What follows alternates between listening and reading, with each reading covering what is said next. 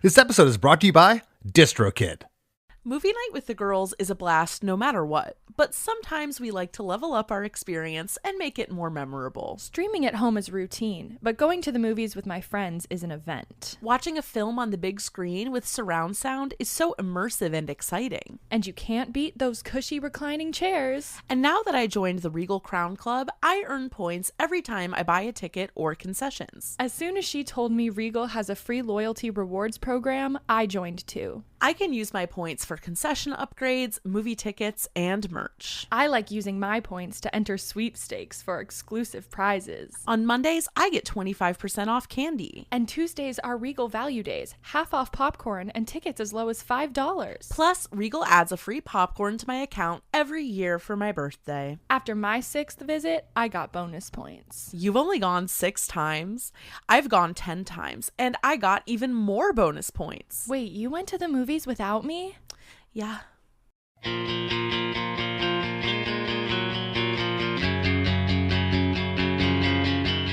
Hey gang, today's guest is Nick Thomas, lead vocalist and guitarist for the Sioux Falls, South Dakota alternative rock band, The Spill Canvas.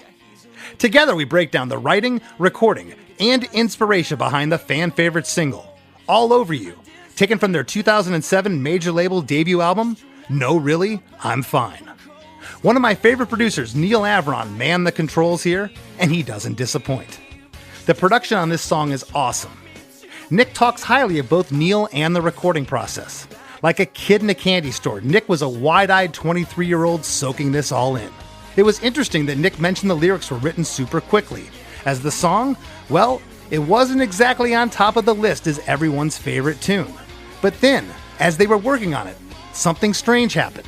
It started to take on a life all its own, where both the band and Neal started paying a lot of attention to the little song that could. A tune that has become one of the Spill Canvas's signature songs. So for all this and a nod to Jethro Tull, don't touch that dial. Hey, hey, have you heard? Krista makes a podcast. Hey, hey, have you heard? Krista makes a podcast. Hey, hey, have you heard? Krista makes a podcast. Hey, hey, have you heard? Krista makes a podcast.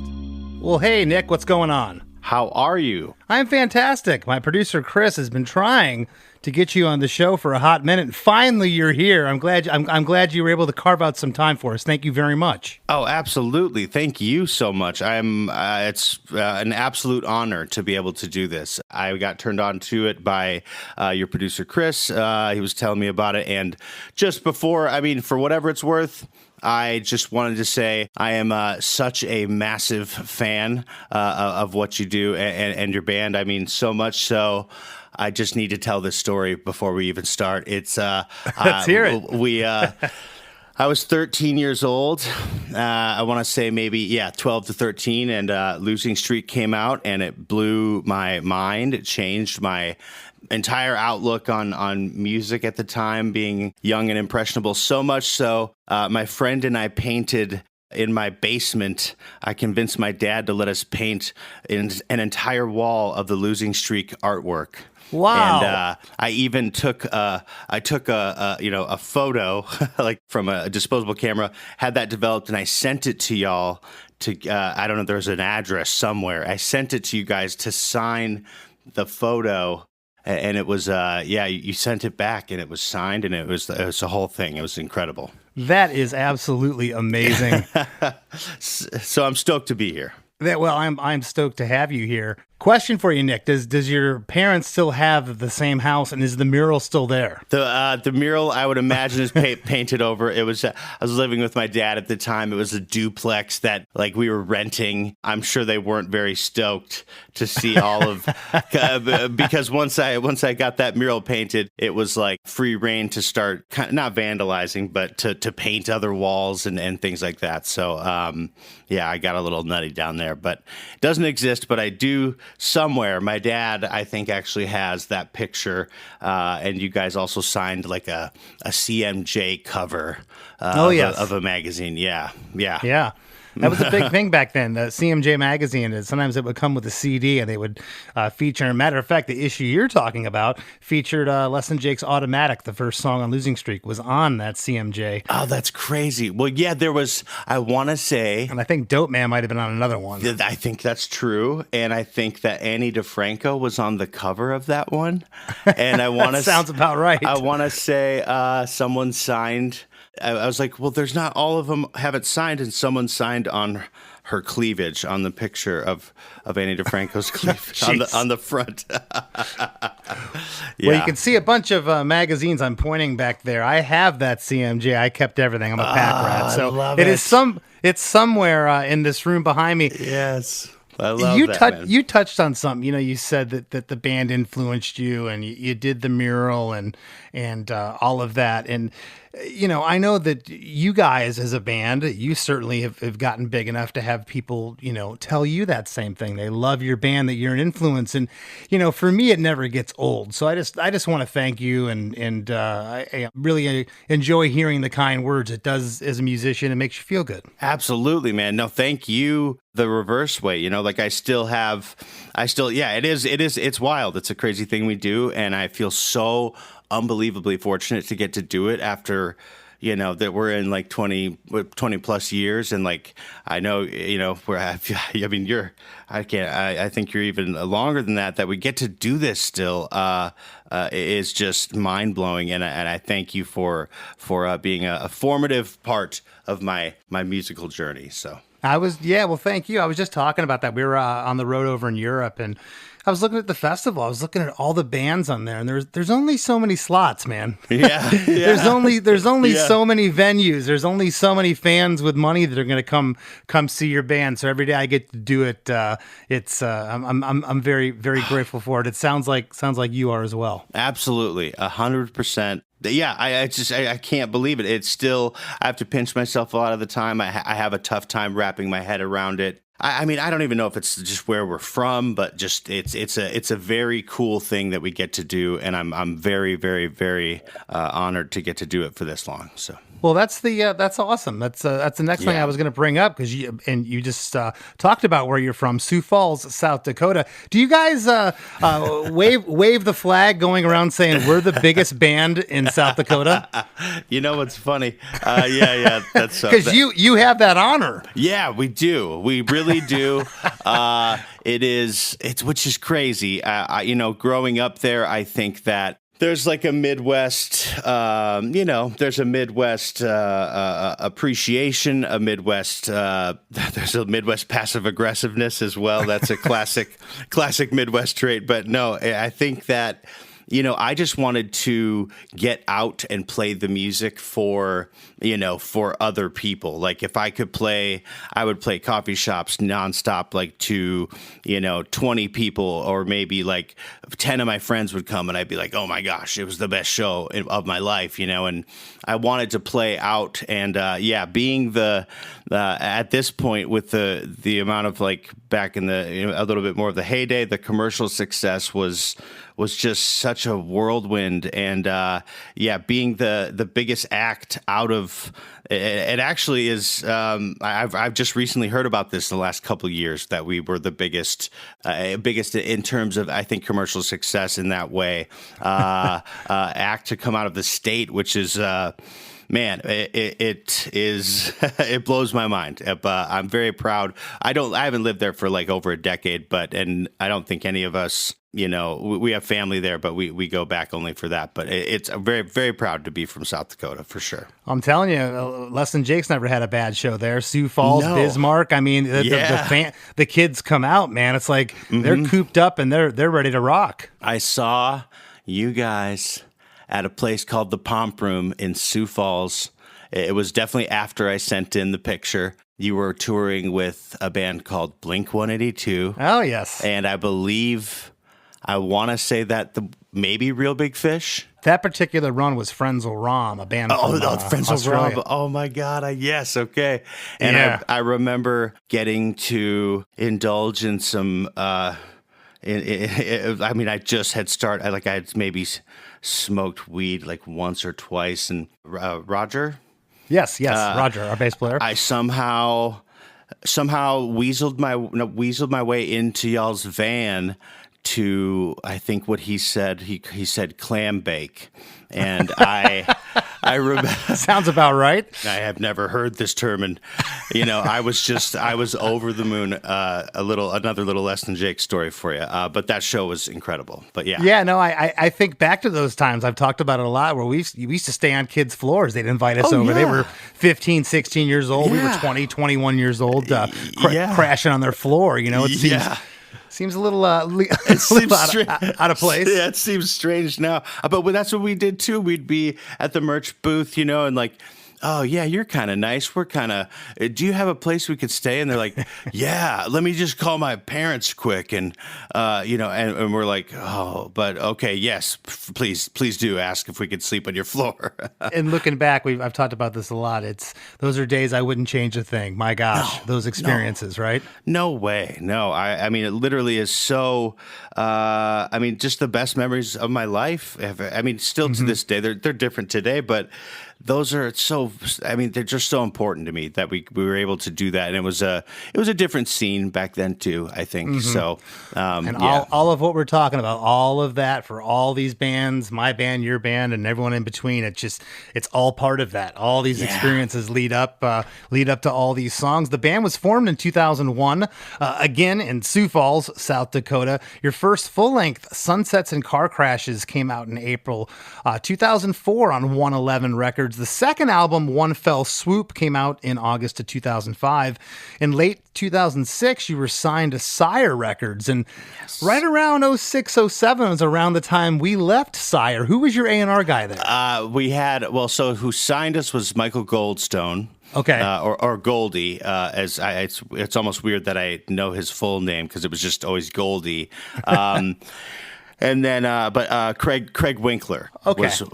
Craig Winkler was the R&R there. And then we had, but Goldie, when he signed us to Sire, stayed for our record and then into the next record following that, or EPs that followed on Warner. He had left to start Mom and Pop Music. But I mean, Goldie, man, it was crazy just to be around him. I mean, he signed Rage Against the Machine and he signed Pearl Jam. Like he was kind of done with what would he say? He's like, I'm done working for the man.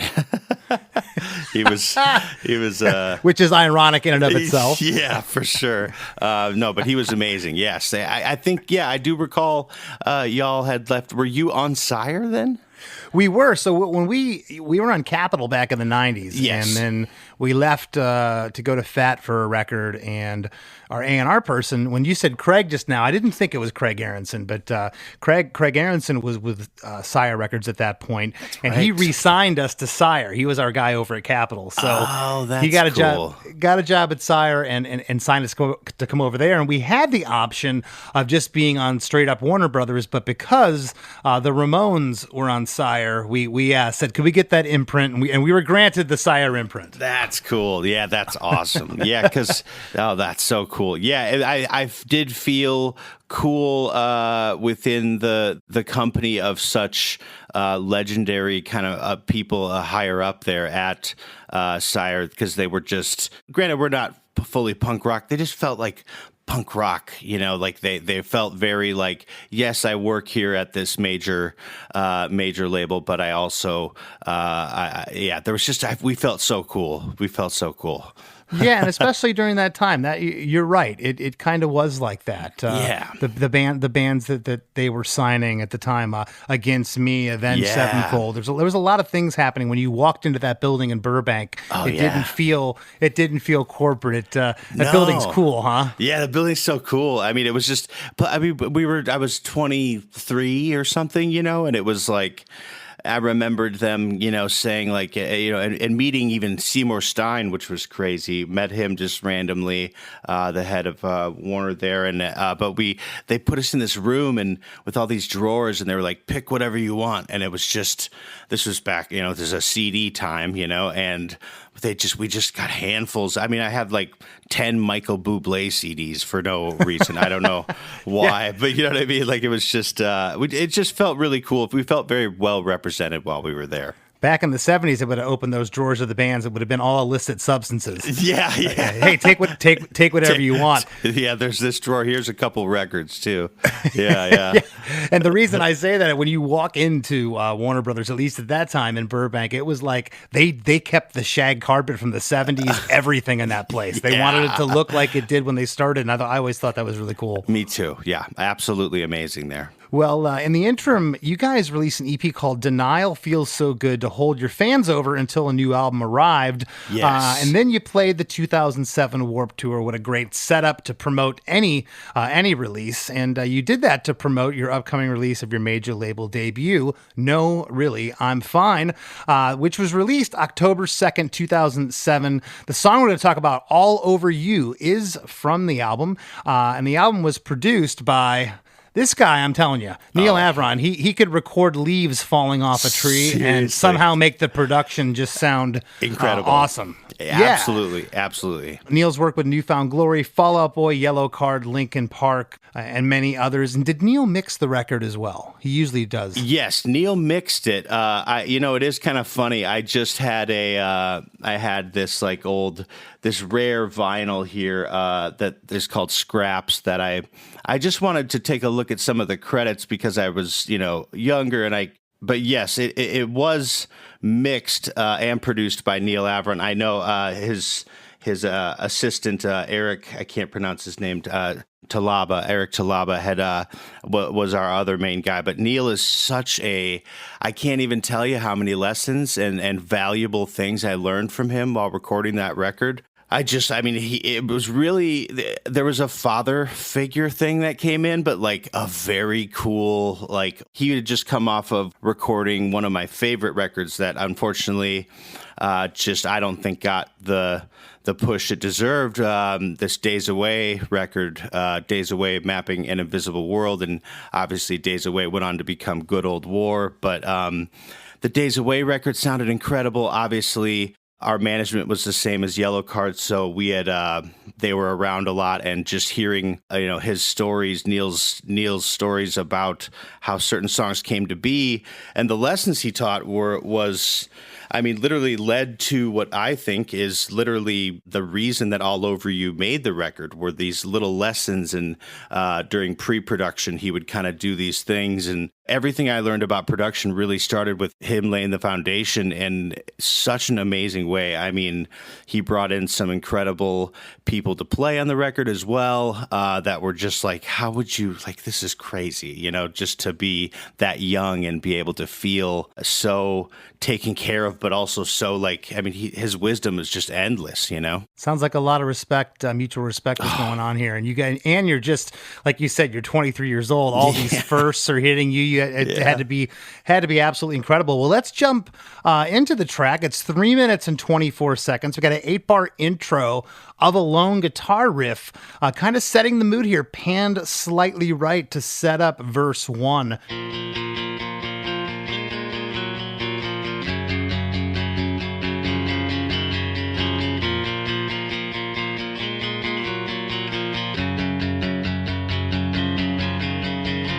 Yeah, he's a looker, but I really think it's guts that matter most. I displayed them for you, strewn out about from coast to coast. I am easily make-believe. Just dress me up in what you want me to be. I'll take back what I've been saying for quite some time now. Yeah, he's a looker, but I really think it's guts that matter most. I displayed them for you, strung out about from coast to coast. I am easily make-believe. Just dress me up in what you want me to be. I'll take back what I've been saying for quite some time now. Yeah. What's crazy. going on? What's going on, right? So crazy to to feel this today as a, I'm 40 years old. This is, but it's very clear in my mind, was written, a lot of this record basically was, I guess you could call it like my first long-term love or the first long-term relationship. Very up and down though within that, which is kind of standard, I think, for a lot of those, a lot of off and on things happening between this person and I in our relationship. And yeah, I think at this point she was dating. This was maybe the second or third breakup over 4 years, and she's dating another guy, and I'm just lost in the feelings of the whole thing. And yeah, I think that's. I think the entirety of the message is just I want this person back, but also like. Yes, your new your new guy is an attractive guy, sure, but like it's guts, like it's what's inside, like okay. I mean, literally, so very literal. And the Coast to Coast, we were touring so heavily. I think that was another difficult thing when you're in your early 20s and distance is. Plentiful, and, touring for, 7 to 8 months out of the year can drain and strain a relationship. Well, lots of cool things happening here in verse 1 that I want to talk to you about. That guitar carries over from the intro, and it's joined here with, what is this panned off left? Is it a Mellotron electric piano? Yeah, he's a looker, but I really think it's guts that matter most.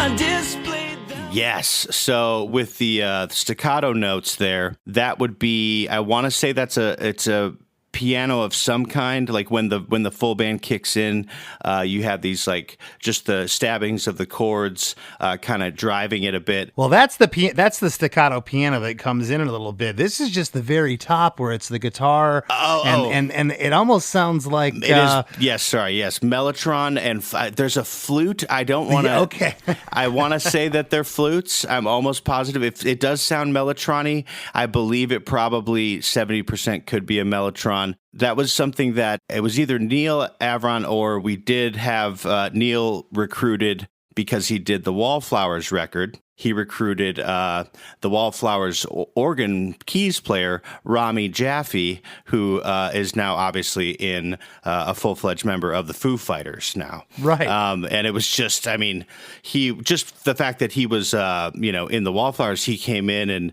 and was taking hard drives every other few days, and he would go back home and lay down all of the stuff and bring it back, and we would play through. And that might have been something that Rami did for the Mellotron, and they sound like flutes, but it does also sound like Mellotron there. Does Jethro Tull know that you guys are the only other band besides them to use flutes in a rock song? That's hilarious.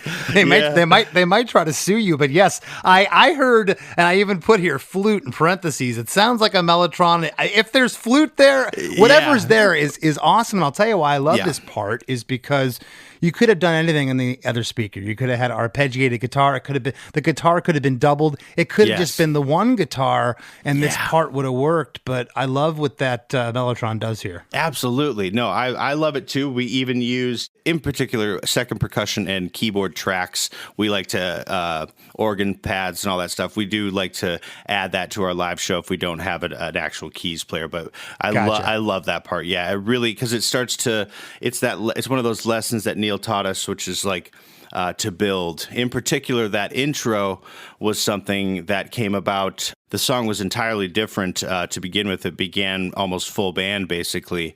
And he had sat us down and had this little powwow. He played us like 4 songs, like the first 5 seconds of like 4 very, very popular songs from all the way back to the 70s to the 90s.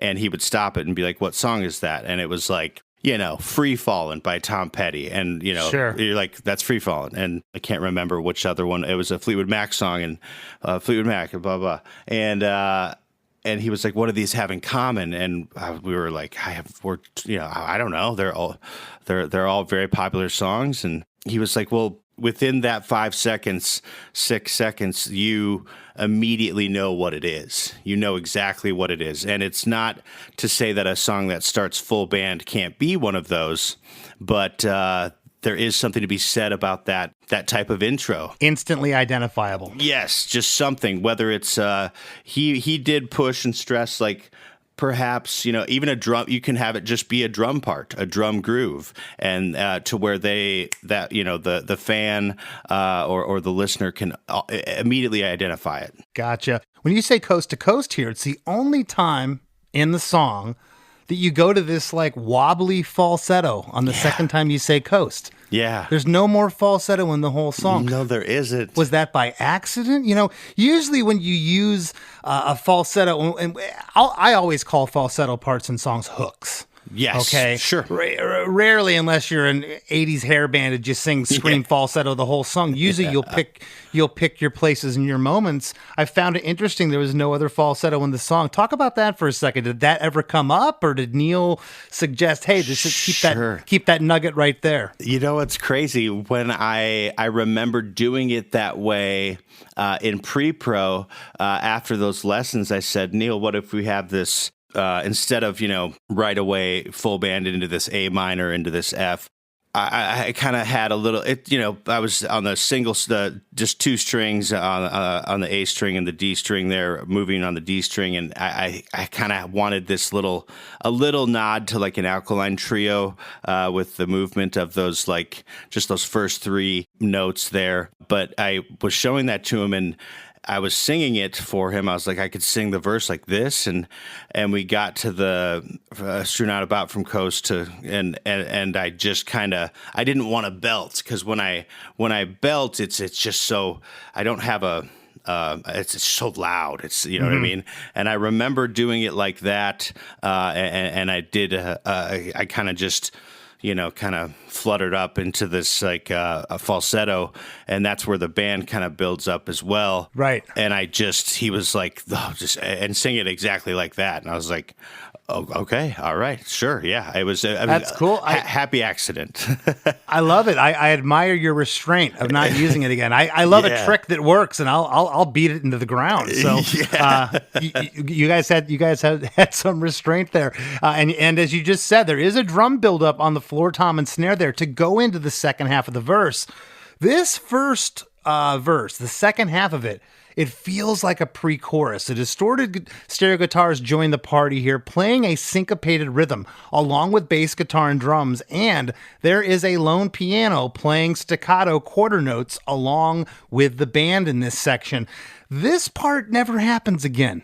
And we're going to get there on verse 2. Verse 2 sounds like one cohesive verse. Yes. This sounds like it's kind of split up, like this could almost be a pre-chorus. Very interesting. You never get that staccato piano again, only this one time. Yeah. Was that discussed? Yeah, that was, I think that looking back now, I believe that I had said something when we got to the second verse, like, well, shouldn't we reintroduce that element? And, utilizing the lessons I was learning from Neal. And he was very kind of like, we could, but then you're kind of, you're not, it's still not building into it's always like building, but then also building in a creative way, and it just, I don't know where that went. I had always thought that the second verse had that staccato piano in there, but it didn't. I want to say the organ on there too, I think, was maybe stuff that filled it, or the lead in the second verse there. I absolutely love it. I love that it doesn't happen again, and Neal does that a lot in his productions, and I think it's just so cool. Chorus 1 comes in at the 43-second mark. Sometime now, I gotta feel you in my bones again. I'm all over you, I'm not over you. I wanna taste you one more time again. I'm all over you, I'm not over you. I gotta feel you in my bones again.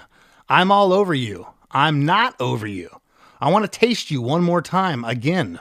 I'm all over you. I'm not over you. Yes. Yeah, that chorus was the one thing that I didn't, for some reason, when we did the demo, that chorus was pretty similar. In fact, no, the lyrics and the melody were exactly the same. But the only thing that was really that I liked was the ba ba ba ba ba da da da da, just like the repeating melody. I was at the time, and sometimes I still am this way. I want the rhyme to be a different word, like instead of like at the end of the stanza. So like I would have wanted to rhyme with like, do or through or whatever. But this time I tried, it just came out naturally with the all and not with that same type of rhyme there. So those like lyrics were very much, I feel like it's pretty on the nose. There's not too much, to be dissected there. I think it's just that I'm all over you in the sense of just like I'm nonstop thinking about this relationship still. I want to taste you one more time again, intercut with this I'm all over you, not over you situation. Yeah. And what a terrible feeling when you're in the in the storm of that, because you how many times have we told ourselves, I'm fine, especially in front of friends. I'm fine. Let's go out and hang out. Let's get some lunch, get some dinner and hang out.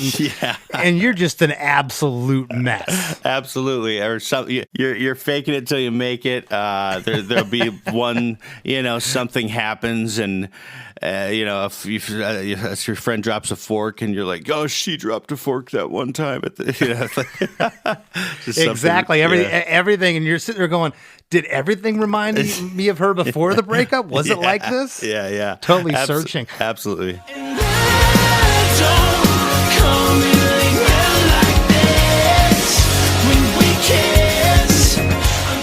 Hey everybody, don't go anywhere. We got lots more coming up with Nick Thomas after a few words from our sponsors. Looking to elevate your music career? DistroKid is a digital music distribution service that enables musicians to distribute their music to online stores and streaming platforms such as Spotify, Apple Music, YouTube Music, Amazon, Tidal, and many more. DistroKid collects earnings and payments, sending them to you, the artist. With DistroKid, artists unlock a world of possibilities. From easily paying collaborators with splits to securing your music with DistroLock, DistroKid covers all bases. Plus, you can promote your releases with Hyperfollow and create eye-catching visuals with a Spotify Canvas generator, all for free. But that's not all. Introducing the DistroKid app, now available on iOS and Android. Artists can manage their releases, view streaming stats, and withdraw earnings, all from the palm of their hand. And for those looking to perfect their sound, check out Mixia. With its simple interface and customizable mastering options, artists can make their music sound polished and professional within minutes. And don't forget about Instant Share, DistroKid's newest feature. Share large files securely with collaborators, producers, and more, ensuring your music streams at the highest quality. Ready to take your music to the next level? Download the DistroKid app and explore their suite of tools today. Plus, listeners can enjoy 30% off their first year by visiting distrokid.com/VIP/DeMakes. That's distrokid.com/VIP/DeMakes. With Amex Platinum, you can really be in the now. Access to Resi Priority Notify. Yes. 4 p.m. checkout with fine hotels and resorts booked through Amex Travel. We needed this. And dedicated card member entrances at select events. Let's go! Means you can focus on the present moment. That's the powerful backing of American Express. Terms apply. Learn more at americanexpress.com/withAmex. Card member entrance access not limited to Amex Platinum Card. Hey there, Chris DeMakes a Podcast listeners. Ready to take your podcast experience to the next level? By signing up for the supporting cast at chrisdemakes.com, you not only ensure the continued production of our show, but also unlock exclusive perks. Subscribers receive a weekly bonus episode of our other podcast, The After Party, co-hosted by Chris Fafalius and myself. Many fans rave that The After Party is just as enjoyable as the main show. And with close to 200 music-centric episodes in the archive, there's a treasure trove of entertainment awaiting you. Thank you for tuning in and for your support in keeping the podcast going strong. Join us at chrisdemakes.com and let's keep the fun conversations going. Sweltering release. Let me And now, back to the show. Well, here in chorus 1, those big stereo guitars go to a full strumming pattern along with bass guitar. Another semi-clean, funky guitar comes in here. I get like a disco vibe, like a super dancey vibe with this guitar. Absolutely. And the drums are playing a shuffle beat on the hi-hat. Very ska of you to go to that beat there. Yeah. The 4 on the floor with the offbeat, like, hi-hat. I do recall the demo being the demo beat was more of a just a snare every on the 1s and 2s or 1s and 3s, and it drove, but it didn't drive in the best way. And I think with that kind of disco-y upbeat beat, I think when Dan came in, our old guitar player Dan, with that idea with the like, it's awesome. Oh yeah, he killed it with that. It really, I think, one of my favorite leads on the record. Even our sax player JR, he's seen every bad ska band from Topeka to Tokyo, and he has a thing whenever we see bands with this beat, he calls it super sloppy, because it's hard to make that part groove as a drummer and swing. Oh yeah, and swing. Yeah, absolutely. There's that is not I'm not the best drummer. I think I could I can understand it. I can't play that stuff though, but I think we've went through a couple drummers here in our time, but they all, it does take a minute to get that beat down. Yeah, absolutely. It is not easy. Well, we got our first vocal harmonies in the song here in chorus 1. They're not super present, and I love that because you're talking about the song building, and I really think that this was intentional where these harmonies sit. Does sound like the vocals are doubled here in chorus 1. Right out of the chorus, we go into a 4-bar reintro. This is like a reset to me. I feel like you needed this part. You couldn't just go into verse 2 because the chord progression is kind of the same throughout here. It's the musical intricacies that are weaving in and out that make it all different.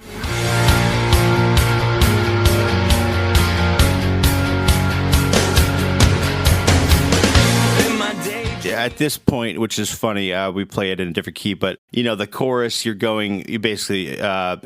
was capoed, but you're going G, A minor, F, and you're already at the A minor, F, C, F. It's very close, and so when it got back to that, it was that classic kind of lesson that Neal had taught us, which was reintroducing the intro guitar part, just more of a subdued, but more subdued full band, but still full band versus, how I'm doing it in the intro, just solo. Right. Well, this 4-bar reset reintro is just kick drum and hi-hat until bar 4, where a fill brings us into verse 2. Bass guitar, organ, and stereo guitars are here playing the main riff. Those big stereo guitars from the chorus, they hang out over this reintro right here before we go into verse 2. In my daydreams, in my sleep, infatuation turning into disease. You could cure me, see. All you have to do now is please try. Give it your best shot and try. All I'm asking for is love, but you never seem to have enough. In my daydreams, in my sleep, infatuation turning into disease. You could cure me. See, all you have to do now is, please try. Give it your best shot and try. All I'm asking for is love, but you never seem to have enough. Yeah, that's crazy. I love the, I think it's continuing on the theme. I love that I was able, it's interesting now as a writer to stick to a theme. I remember these lyrics coming out, man, so quick. I mean, just so quick. And those can happen today, but particularly this second verse, I'm pretty sure the demo was very, very similar in the way that, I kind of remained in the first half of that second verse, kind of the same with the staccato guitars and the groove. I remained in that space of, in my daydreams, in my sleep, infatuation. Like, I think infatuation's maybe the key word and the key theme within that, turning into disease, and then when I needed something. I wanted to open up that second verse and do it, like we haven't done it previously in the song. And those were like, I think we were just jamming, and those words just kind of literally just came up. And when you're kind of singing, writing, and you're singing gibberish in a way just to get a melody out, and those just kind of came out, and I tried to kind of just finish that thought. But I love how it opens up there. That's kind of my favorite part of that second verse there. Very cool. The guitars are syncopated here in the first half, and there's an arpeggiated guitar panned off to the right with this like chorusy effect, kind of sparkly. I love the sound of that guitar there. The harmonies are nice and featured here on the line where it says try, give it your best shot and try. You get a harmony on love, and you get a harmony on have enough. Do you recall how that came about? They're interesting placement here. Did you sing over all of it and Neal kept what he wanted, or? I think that this was one of those moments when Neal had. I'm not horrible, but I have a tough time with harmonies. I always end up singing a counter melody. Like it's real tough for me to. I mean, I can, for the most part, find the third or the or whatever it would require, but it's difficult for me to sometimes find those harmonies. And so our old lead player during this recording, Dan Ludeman, he was an incredible singer, but he could just hear those harmonies. And so I was kind of having trouble finding it. He was in the control room with Neal, and Neal had this, for reference, he had it was like, maybe a foot and a half, a foot long Muppet Baby keyboard with just these. Like, that's how you were learning your melodies. Yeah, and he would be like, "No, it's right here. Here's the harmony," and bing, bing. It's just like he's holding it up to the control room like Mike. It was that's really where I had kind of gotten those for most of this record, and honestly just got better at harmonies. But those particular spots is where Neal. I was saying, let's just do. I always want to do just the whole thing, harmonize the whole thing. And he's like, no, it's going to have more weight if you just hit these spots. So, yeah. Every time you see a toy piano now, you break out in a cold sweat. Yeah, seriously. Like because he's, and I mean, I had played piano and understand a little bit of theory, but like he was like, no, you're gonna if the chord is the major and then you're singing the X, and then that means if you do this harmony and then you can and I was like, all right, you lost me already, and but he's incredible for that. That's the best way to learn though. The second half of verse 2 does not feel like verse 1. We talked about this a little bit. The stereo guitars go to a strumming pattern for the back half of verse 2 here. The organ is here, but no quarter note staccato piano. Sounds like maybe single note piano stuff is buried here in the mix though. Way back. Yeah, I very much believe that could be the case. I believe that's kind of the work of, once again, another Rami Jaffe situation where he just...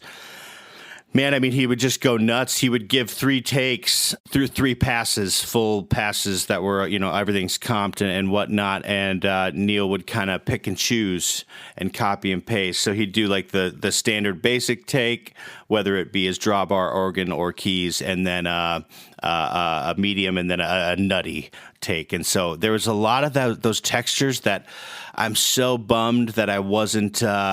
I was spending so much time on vocals as well as trying to write new songs for the record while we were there, and I'm just kind of bummed that I wasn't there to kind of see and remember all of the little intricacies of those parts that made it, and how they were made. Well, and a lot of those parts, they work in and of themselves. I've sat there and spent, an hour, 2 hours with keyboard players or someone. Yes, yeah. And then you get the mix back, you're like, where's that cool keyboard part? Like, Yeah. well, it didn't really work with the vocal. Yeah. It's there, but it's like, I'm like, well, then what did we do for 2 hours? Yeah, like I literally spent 3 hours doing this. Like, yeah, that's just kind of. That's what happens sometimes. And Absolutely. that's why I had said, is that something maybe Neal just mixed in? Because that's what happens. You get to the mixing phase. And a lot of times, and I always ask who the mixer was. A lot of times it's not who the producer was. Yeah. And these guys are in another state. You know, they're Yeah. 8 hours away. Yep. They fire up their computer that morning. Here's the tracks. They weren't there for the argument of who played the keyboard and who did all this.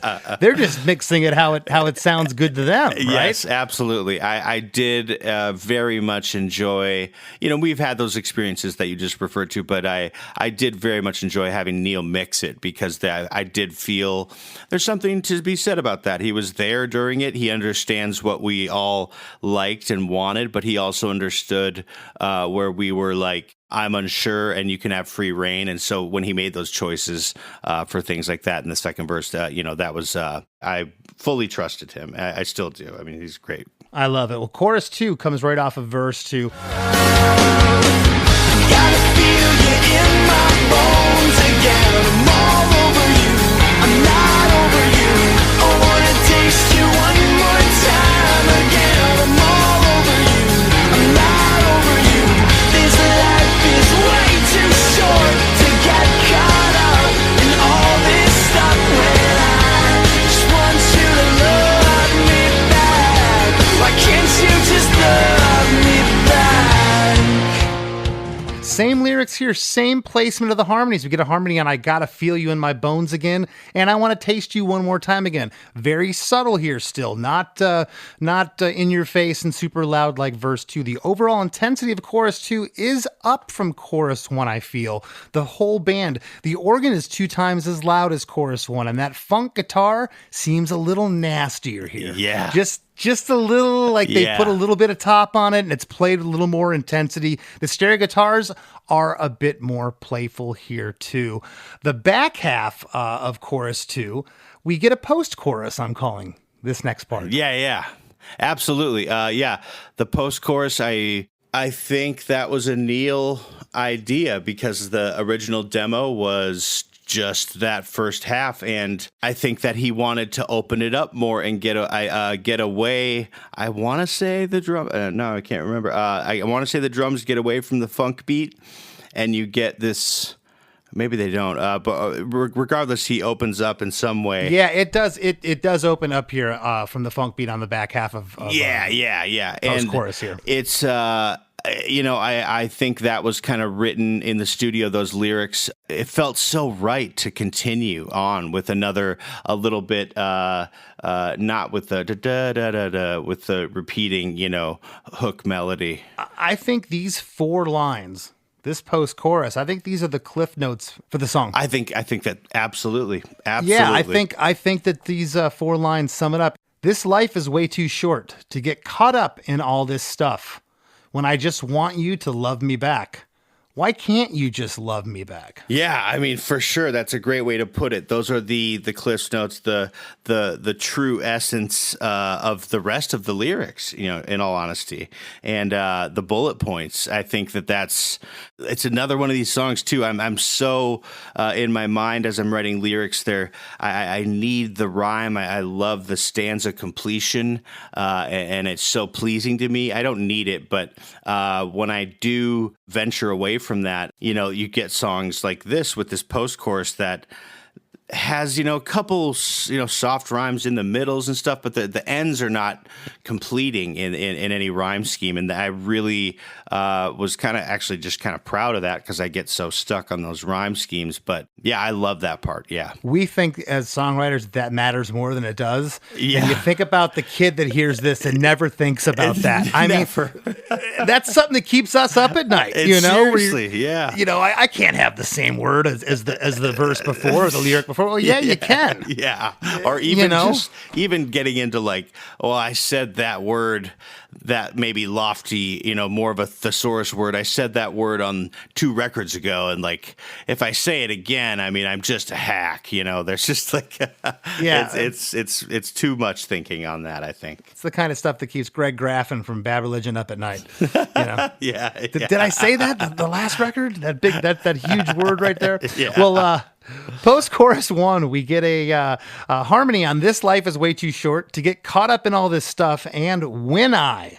But you don't get a harmony on "Just Want You to Love Me Back." It's left off of there, and then you come back in on the last line, "Why Can't You Just Love Me Back?" I also hear way push back in the mix, a tambourine come in here. Yes, absolutely. But it's not like here's the party, the tambourine's in your face. It's very buried. Yeah, the subdued nature of how Neal chose to mix in the second the second percussion was just like, man, our drummer Joe was so.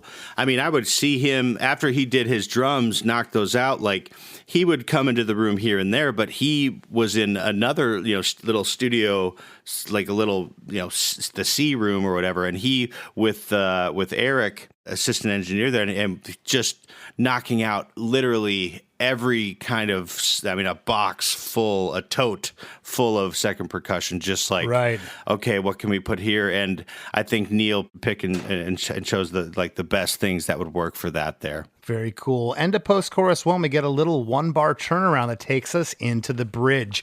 The bridge is 2 bars of a drum tom breakdown before the vocals start. A killer single note distorted guitar. Sounds menacing. I love that guitar tone is featured here, as well as another clean guitar keys and an octave guitar. And I'm hearing some of that percussion work you were just talking about. It's like a bell of a ride cymbal, a ding that's happening every now and again there. Yeah. It's awesome. Yeah, thank you so much. No, yeah, that was I love the way that bridge turned out. The lead, Dan playing the lead, got to go real. His favorite guitar player is David Gilmour, and he got to fully explore that. I mean, crank that verb and those echo kind of strange, big trailing things, and with tasteful licks in there. But I really love that tone. I think that was like that. The guitar tone was like was a Gretsch through like a. Maybe it was even through a 5150 or something. Oh, wow. Like it was a Gretsch. I remember because we have video of it. It was a Gretsch hollow body or semi-hollow. And I had to stand in just the right spot to get those single notes because it would want to take off and feed back for us. But yeah, we got it. We got it real cool with that. But yeah, I love that bridge so much.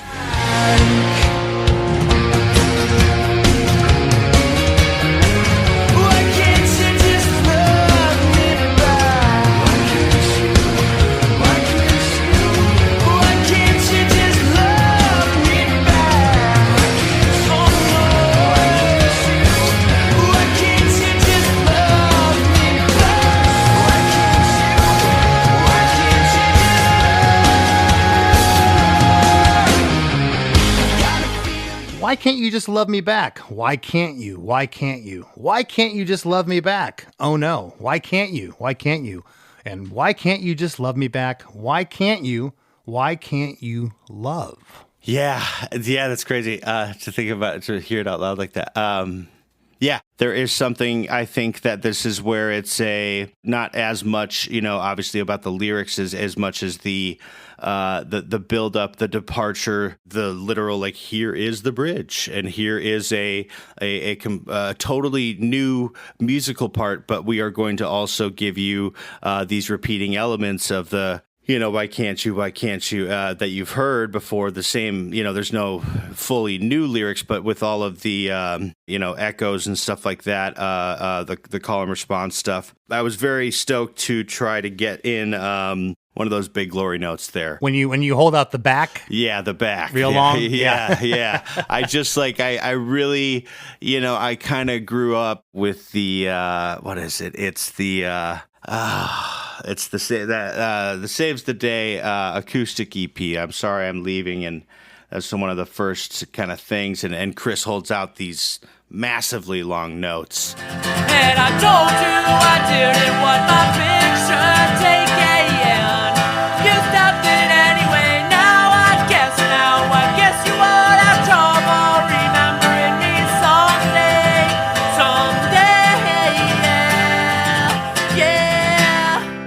And I just was like, oh, wow, I can do that? Like, you could just, how long could I hold one, And so there, I always, if I have a moment where I can hit a glory note and it's in my range, and I want to try to milk that length as well, as long as possible. I love it. Well, the why can't use panned off left the first time, like a call and response, and there's harmonies on those as well, kind of filtered vocals.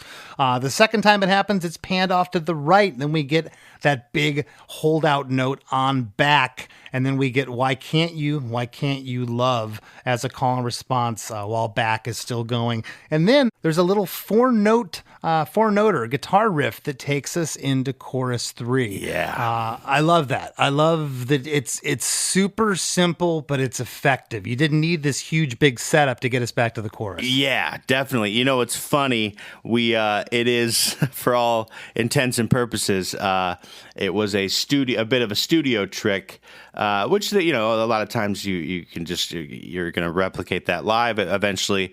Not a studio trick per se in the way of like we couldn't do it. It just that octave, that walk down. We tried doing that live, and I couldn't do it live because of. I could, but I was very sloppy with it because I had to switch pedals off and things like that from the bridge. And Dan, our lead player, he couldn't do it either because he had these big trails of reverb and echo going.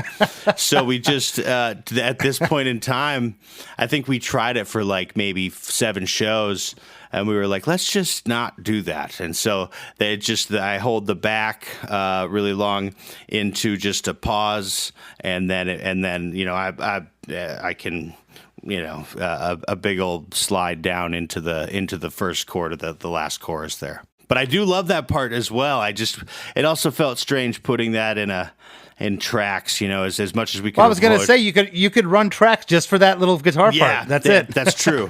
We do have it. We thought it would be cool. I think sometimes we feel strange about putting guitar in tracks, but we've done it a lot before. It just actually, now that you say that, I think I'm going to bring this to the guys now. And see, you know what? The ends justify the means, Nick. Whatever it takes to make it happen. Gotta feel you in my bones again. I'm all over you. I'm not over you. I wanna taste you one more time again. This life is way too short to get caught up and all mixed up when I just want you to love me back. Why can't you just love me back? Won't you just love me back? Why can't you just love me back? Chorus 3 comes right out of the bridge. Same placement again of the vocal harmonies. However, the drums go straight here. No shuffle beat this time. It didn't hit me until I listened to the song as I do like 30 times. Sure. And I'm driving home this morning from dropping my kids off, and I went, is the last chorus a shuffle beat? I don't think so. And I had to play the song. Yeah. And I'm like, wow, that's awesome. I was stoked that it wasn't the shuffle beat. Let's talk about that for a second. Yeah, I think that was for sure. I'm almost positive I have the memory of that being a pre-pro thing. We were at the little swing house, I think it was called swing house, and doing the pre-pro, and Neal was like, he's sitting there, and for pre-pro, I noticed that he focused a lot on a whole shit ton on the kick pattern. And that was like a huge thing for him, and a lot of drums and possibly some rhythm guitar stuff, but just drums and melody of vocal. And that was one of his ideas. He just said, let's open it up real and just slam it. You know what, though? It didn't hit me until I listened to it, like I said, 25, 30 times. Sure. I don't know why. It didn't just jump out at me the first time. Yeah. You know what's crazy is that I actually, it's crazy because we play it the same, basically, but now that I think about it, I didn't even remember that or know that too until just now that you said that. We do open it up on that last chorus that way, just to really drive it, you know. Well, on the last line here of chorus 3, I want to taste you one more time again. We get a call and response off to the left, a backing vocal just one more time, and again is held out here, harking back to when you held out that note back in the bridge. We got again holding out here. Yes. Another. I just felt it felt so natural, and you know, it was crazy to get even to get to that point in the song of cutting the vocals, because again, we didn't even, out of the I think there was maybe 14 songs that we recorded started in pre-pro, and this was on the bottom of everyone's list.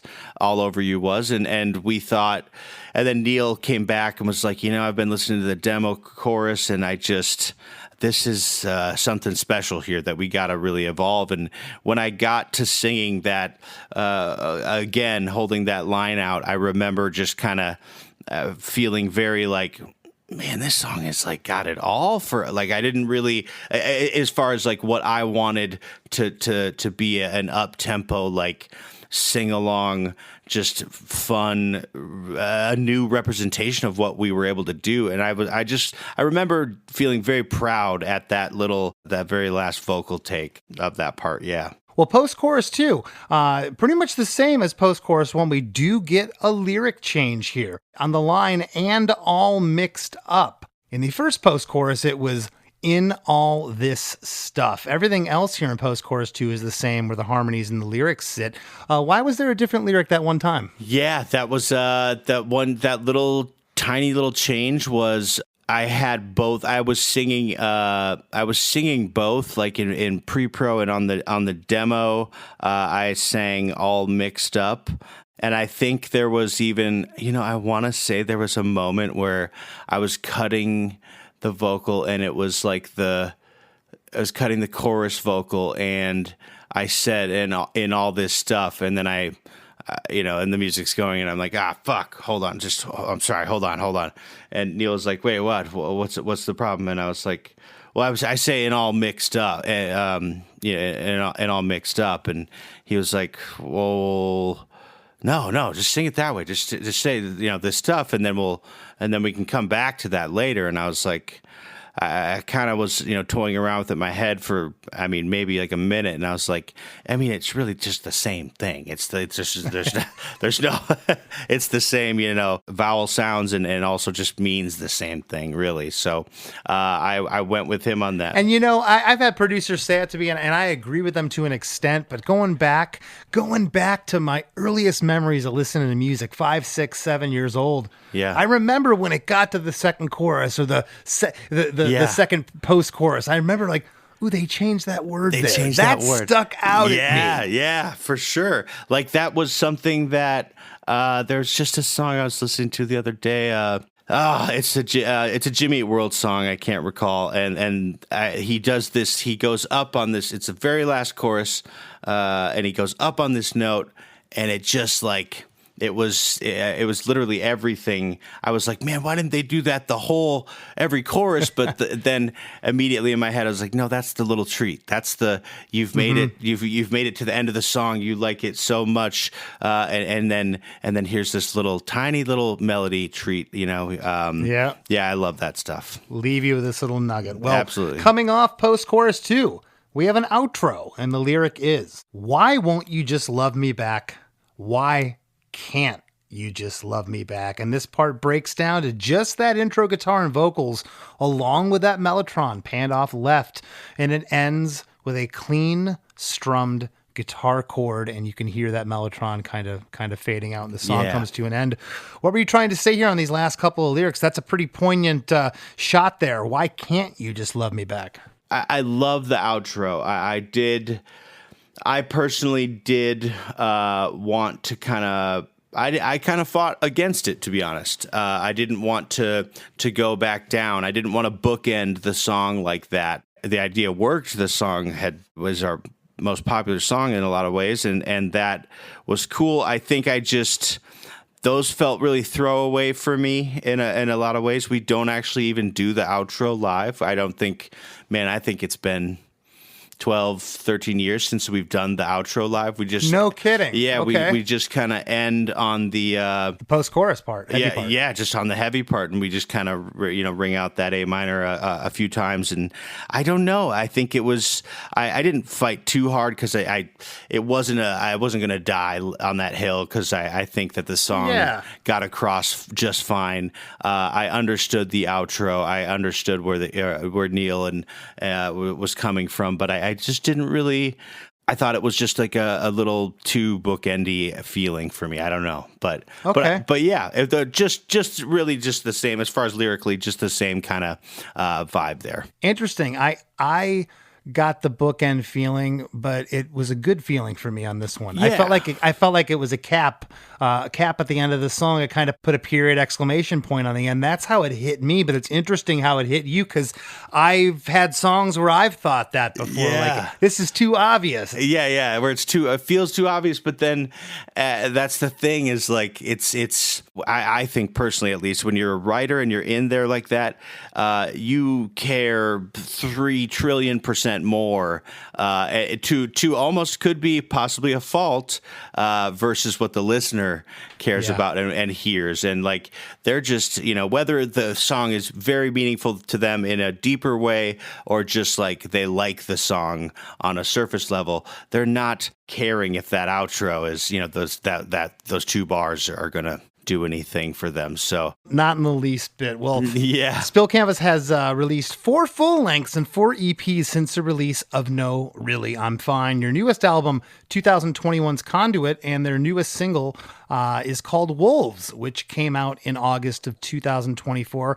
You guys are doing some Midwest and Northeast tour dates as we speak right now. Yes, we are currently gearing up for some city winery dates. We do this biannual tour where I play acoustic, we bring a violin player, keys player, the band is playing, very much subdued, and you come out, get the sitter, come out, have some food and wine, and then we come out and play this stripped down version, reimagined versions of all your favorite Spill Canvas songs. It's a really, really cool thing that we get to do, and very, very stoked to get to do that. Awesome. Well, Nick, thank you so much for carving out some time for us. I really appreciate it. Absolutely. Thank you, Chris. I very much appreciate it.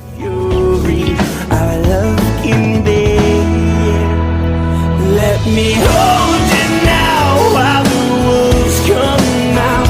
So if we get surrounded by the pack, I can fend them off till their bites go soft.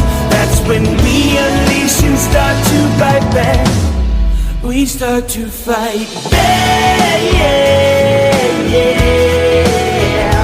That's when we unleash and start to bite. When we unleash and start to fight. Hey everybody, the song you're hearing right now is the new Spill Canvas single, Wolves. So check that out, and in fact, check out the whole Spill Canvas back catalog because they're an incredible band. And don't go anywhere. We got lots more Chris DeMakes a Podcast coming right up after a few words from our sponsors.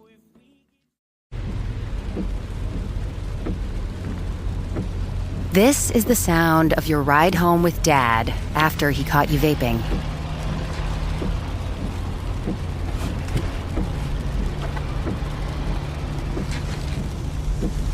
Awkward, isn't it? Most vapes contain seriously addictive levels of nicotine and disappointment. Know the real cost of vapes. Brought to you by the FDA. Blinds.com is kicking off the savings early with Black Friday mega deals all month long. A Blinds.com design expert can help you make the perfect selection on your schedule. We can even handle everything from measure to your whole home installed for just one low cost. With over 25 million windows covered, Blinds.com is the #1 online retailer of custom window coverings. Save up to 45% on select styles, plus a free professional measure right now at Blinds.com. Rules and restrictions may apply. One Hit Thunder is a podcast where we both celebrate and have a good laugh about bands and artists that had just one hit that we all know. Each week, we're joined by a guest from the world of music or comedy to learn more than you ever thought you would about some songs that you can't forget. And we decide if they brought the One Hit Thunder or were nothing more than a one-hit blunder. Look, if you listen to the show, you're probably going to laugh, and I guarantee you're going to crush next time the bar has music trivia. Tag Team, Jane Child, Meredith Brooks, Looking Glass, Sean Mullins, Eiffel 65, EMF, Crash Test Dummies, Crazy Town, Chumbawamba. We have hundreds of episodes in our back catalog and a new episode each week, so pass the Dutchie, make sure you're connected, and subscribe to One Hit Thunder wherever you get your pods. As we near the end of the show, here's a band you might not know. Welcome to this week's Band You Might Not Know. If you'd like your band to be considered for Krista Makes a Podcast, email your best song via MP3 only and a short bio to bandyoumightnotknow@gmail.com. This week's featured artist is Radio Aftermath, a Leeds-based alternative rock punk band from the UK.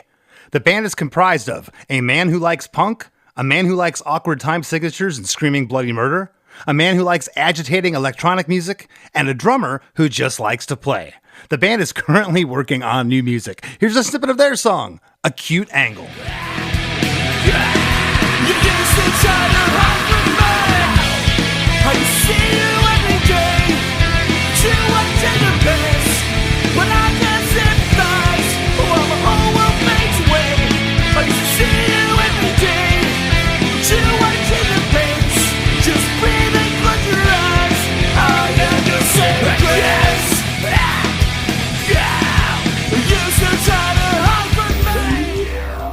The Wrap with Chris and Chris.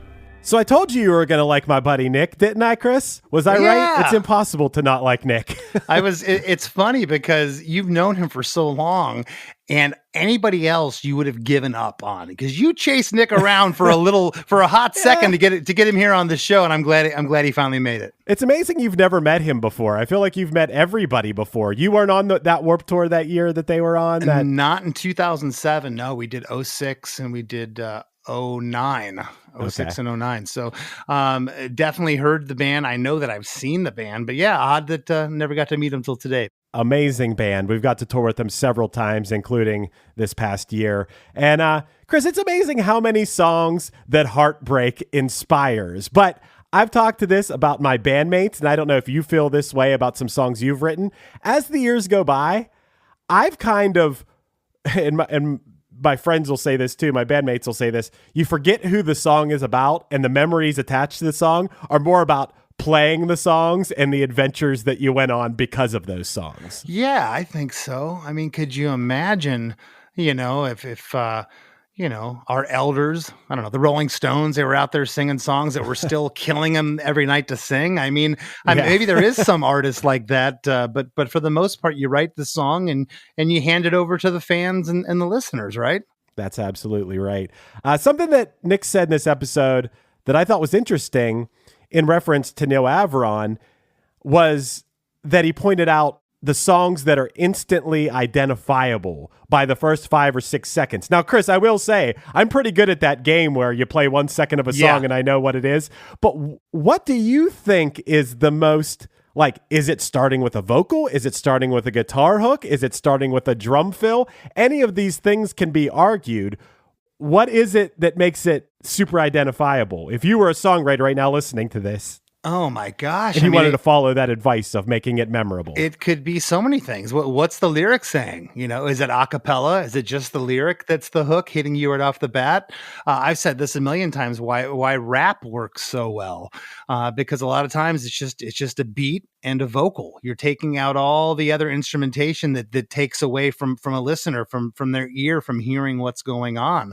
The intro and the songs that Neal picked for him were just, free falling. It's instantly identifiable. That first chord, and the tone of it. So, that's a really interesting thing. I've never heard anybody bring that up before, quite like Nick did today. He also said that the lyrics in this song came out so quick? And isn't that the way it works so many times, that a band's most popular song is the one that just spilled out of them? What's also interesting to that, Chris, is that it seems like they had to really massage this one and put some work into it. It was everybody's least favorite song till late in the game, and they're starting to put the layers on. And Neal's like, "Wait a second here. I think this song is there's more to this one than we think." I made that note. Yeah, it's wild that this song was at the bottom of everyone's list after pre-production, but then when you hear it, especially, dude, when that what you called almost like disco-ish beat comes in.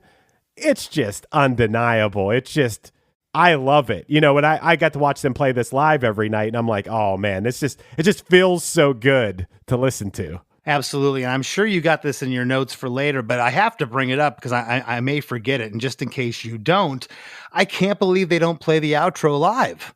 The outro to me is like that lyric, "Why can't you just love me back?" That's very interesting. I'm not bagging on them. I just find that I can't imagine not playing this song without the ending. How about you? I guess I never noticed it before. You know, I've probably heard this song more live in my life than I have recorded, which is so strange to think about that. I love this band, especially their newer songs are so good. I've raved to you about how good the Spill Canvas is. They are like the tightest band and just so musically interesting the whole time. But yeah, I've probably heard All Over You more live than I have recorded. Chris, one thing, there's two more things I want to talk to you. One, he's the first person I ever heard use the term glory note, like hitting a glory note, which I believe he means like a note you hold out for a real long time. Are there Less Than Jake songs where you guys hold out you guys definitely have some glory notes, right? Probably. I could see Roger doing some glory notes. Yeah, he's done some glory notes. I always, if I were to think of a glory note, if someone were to say that before Nick, I've never heard that term. That's like a Whitney Houston moment. You're holding out that C sharp for as long as you can, right. But interesting choice of words. Yeah. The other thing I thought was funny is he referred to it as a tiny little treat when there's a slight lyric or melody change. I love that. And I was trying to think of I was real quickly Googling what songs change one tiny thing about a lyric of a chorus later on in the song. One example I could pull up on the internet, Chris, was in the Beatles' Day Tripper. In the first couple choruses, it's "She was a day tripper, one-way ticket, yeah." But in the last chorus, it's "She was a day tripper, Sunday driver, yeah." Mm-hmm. I'm sure there are a million examples, but that's one. It is, and one of the best ones ever is the lyric doesn't change, but how the lyric is held out changed. I think I've talked to you about this before. If you go listen to the first two choruses of "You Shook Me All Night Long" by AC/DC, it's "You shook me all night long." On the very last chorus, it's "You shook me all night long." They hold it out. Yeah. And you never notice it. I never noticed till Howard Benson pointed it out. And what it does is it makes the last chorus feel heavier and feel bigger when it doesn't do anything but just holds those notes out a little bit. And I love things like that. Man, if there is ever a better argument against copying and pasting and flying things in Pro Tool and just being like, well, that's just the chorus, just plop it in there again. It's things like this, these little magic moments that honestly, in my opinion, make a song. Absolutely. I'll tell you a magic moment that makes Chris DeMakes a podcast is when you go over to ChrisDeMakes.com and sign up for our supporting cast. That's right. For the price of a cup of coffee, you and your friends could get bonus episodes of the after party where Chris and I will talk even more to you. Yes, it's that exciting. ChrisDeMakes.com. And please keep those 5-star reviews coming on Apple. You got one ready to read for us this week, Chris? I have one, Chris. This one is from Arcady Severini, I think I pronounced that right, who left us 5 stars and said the best music podcast. The quality of everything in this podcast is far beyond the average music podcast. Chris is the nicest dude in the world. The way he speaks, prepares for the episodes, and interacts with his guests should be taught at schools. This podcast is like a warm blanket. Thank you.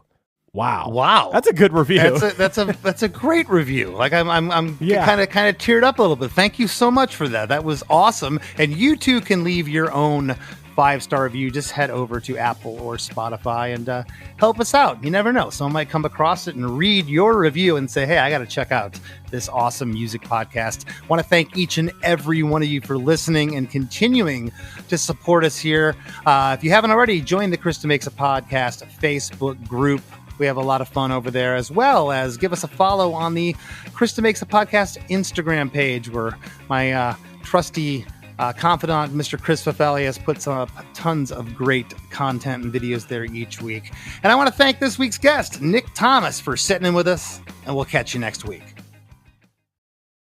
Hey, friends, have you been loving Chris DeMakes a Podcast? Well, spread the love by leaving a 5-star review on Apple Podcasts and Spotify.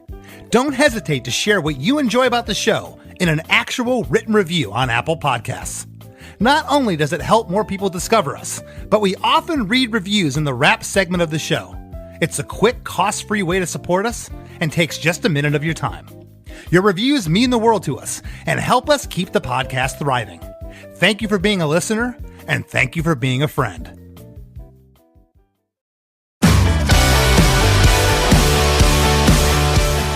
Hey, Chris DeMakes a Podcast producer Chris Fafalius here.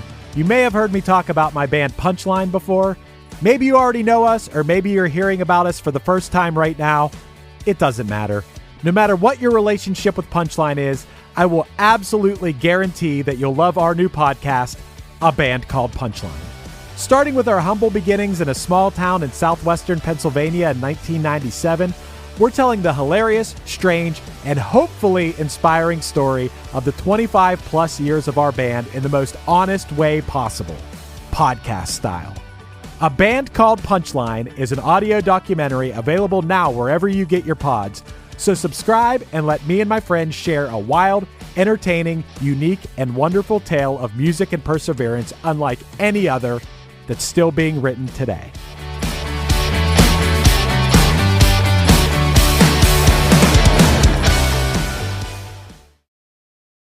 What makes a song a smash on the charts?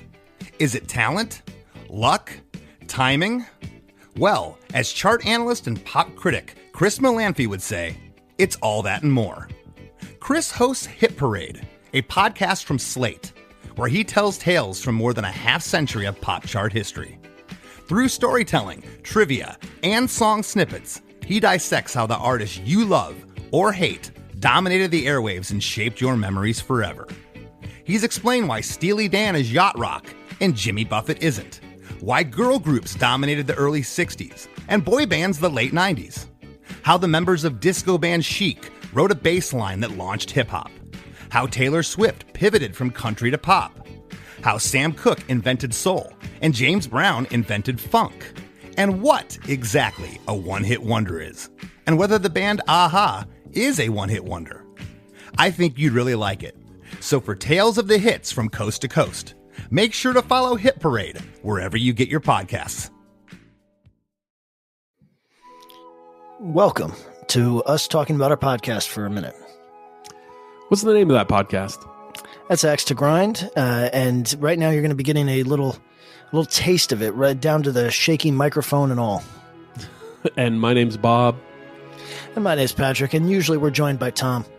Tom's the best. Tom has a real grown-up job that requires him to be at work, but we talk about decidedly not so grown-up things like hardcore music and things that people that like hardcore music tend to like. So that could be the latest shows, revisiting classic material, talking about the new classics, all the little dorm room nonsense that you imagine from niche music podcasts that you either love, want to love, or hate. Yeah, imagine all the emotions that you have towards a genre that has impacted your life, and then condense them down to an hour to 2 hours a week. So triangulate your speakers, think about jumping off the bed, singing along, dancing like an idiot, and listen to Axe to Grind podcast.